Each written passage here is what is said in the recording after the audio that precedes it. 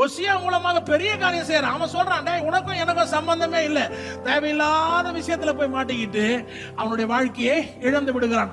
அப்படி இருந்தும் 308 வருஷத்துக்கு முன்னால முன்குறித்த தேவன் அல்லவா, 26 வயசு இருக்கும் பொழுது வாலிபனாக ஜனங்களை எழுப்புதல்ல கொண்டு வந்தவன் 39 வயசு இருக்கும் பொழுது செத்துறான். அவன் சாவும் பொழுது கிமு 609 டேட். இதெல்லாம் வாசாதான் ஆண்டவர் எப்படி காரியங்களை செய்யறாருன்னு புரியும். 609 BC யோசியா செத்துருக்கிறான். அப்பா அவனுக்கு 39 வயசு.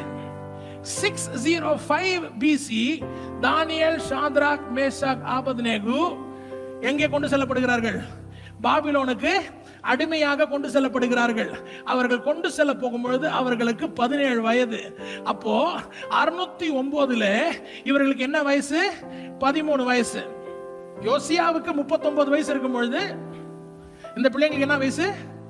13 வயசு. 26 வயசுல எழுப்புதல் வந்துச்சுல, அந்த சமயத்துல தான் ஷாத்ராக், மேஷாக், ஆபேத்நேகு, தானியேல், எசேக்கியேல் எல்லாம் பிறந்திருக்கிறார்கள் என்று வேத வல்லுநர்கள் சொல்லுகிறார்கள். யோசியா மூலமாக அவன் காலகட்டத்தில் மாத்திரம் எழுப்புதல் இல்லைங்க. அந்த எழுப்புதலின் சமயத்துல வித்திடும் பொழுது 13 வயது பசங்க போகிறார்கள். யோசியா சாவும் போது சண்டே ஸ்கூல்ல இருக்கக்கூடிய வயசு. ஆனால் ஆவியானவருடைய அசைவை உணர்ந்த பிள்ளைகள் அந்த எழுப்புதலின் மூலமாக காரியங்கள் வரும் பொழுது அவனுக்குள் இருந்த அந்த அக்னி பாபிலோனுக்கு சென்று 70 ஆண்டுகள் ஆனாலும் அந்த அக்னியை அணைக்க முடியல. 80 ஆண்டுகள் ஆனாலும் அந்த அக்னியை அணைக்க முடியல.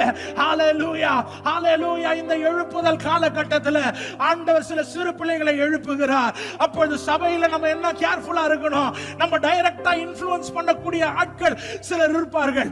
ஆனால் ஆண்டவர் வருகின்ற தலைமுறைக்காக ஒரு சந்ததியை நமக்கே தெரியாமல் உருவாக்கி கொண்டிருக்கிறார். அவர்கள் மூலமாக ஒரு தானியேல் எழும்பும் பொழுது இந்த தேசத்திற்காக ஜெபிக்க, மன்றாட ஆண்டவர் அசைவு செய்கிறார். ஹalleluya.